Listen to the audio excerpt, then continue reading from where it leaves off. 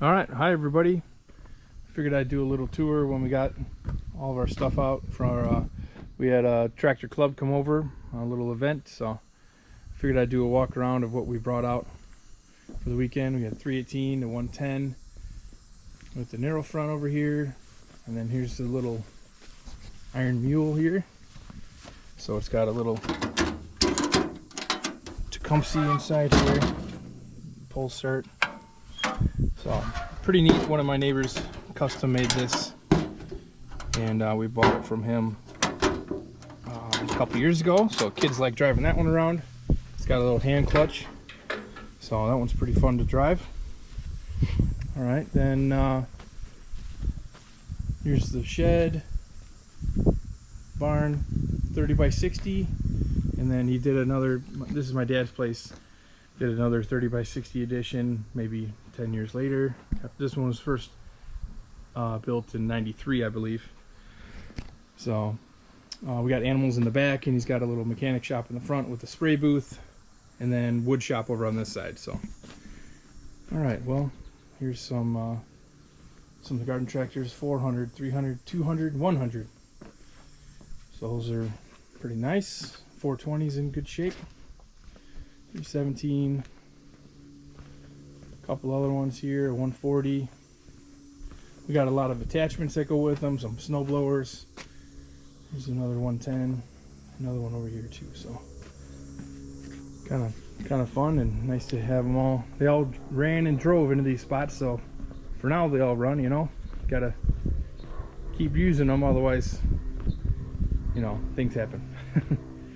All right, so that's pretty much a garden tractor collection. There's some more, maybe in a couple other sheds, but good enough for now. We don't want the wives to know how many there actually are. So, all right, then out here we got another pole barn. That's 40 by 56. That's where most of the equipment stays. Try to keep as much as you can inside. But we got the 45 combine back over here. I think I gave a little backstory of that, where we found that down in a pole barn in Schaumburg, and put battery and gas in it and drove it on a trailer after it sat for like 28 years in this guy's shed. So, and then we've used it every year since for the last like 15 years. So pretty neat little find we're really happy with. Here's the 730 LP and the 237, nice barge wagon. And here's the 45. We're gonna put a corn head on it this fall and try to pick some corn. Be some new video for us, so be kind of cool. Anyway, over here we got the 3010 and the 1010, and I can't remember, number 11. Yeah, number 11 sickle bar mower. 4010 gas synchro, runs pretty good, starts nice. 400 tank grinder, in pretty good shape. We use that once in a while. 2010 68 auger wagon. We got some oats in that, so we're going to get that unloaded before we put everything away. This is a 30 combine that we used last year. Works really well, does a good job. 720 gas standard, nice tractor. Here's my 60, runs pretty good. Has like a governor problem, I think, a little bit, but this is a, let's see here, 116, I think that's what he told me. Yeah, 116 wire tie baler. So there's this big chute that comes out of the side here, so we gotta, they said it worked last time they put it away, so we're gonna try to see if we can make it work too. Just for like 10 bales. We don't want to be going crazy. All right, 200 picker. It's kind of a unique looking piece.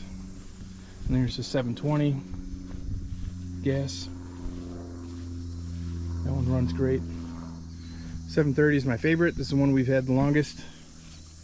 And I remember learning how to drive with the hand clutch years ago, so baling hay and learning to drive. So here's nice chopper, number 6 chopper and 115 chuck wagon, and they both work pretty good. 4020, one of our favorites. We put the canopy, got the ROPS, not this year at the half century, but the year before, or the 2 years before that. So the 336 baler is a nice machine, just keeps pushing bales out. And here's the 59 Chevy pickup truck with the number 6 sheller on it, and it's got a 453 Detroit diesel that powers the sheller unit. So that's pretty cool, kind of a unique thing. Came from Nebraska, and we shipped, had a friend that was out there hauling something, and on his trip back he brought it back for us. So we got the Detroit running, and the sheller's really smooth, runs great, does a good job. It's got a pretty cool feature here though. This is a Ace corn cracker, and so you could bring these wheels together here, and when the corn falls down, it can go in between there.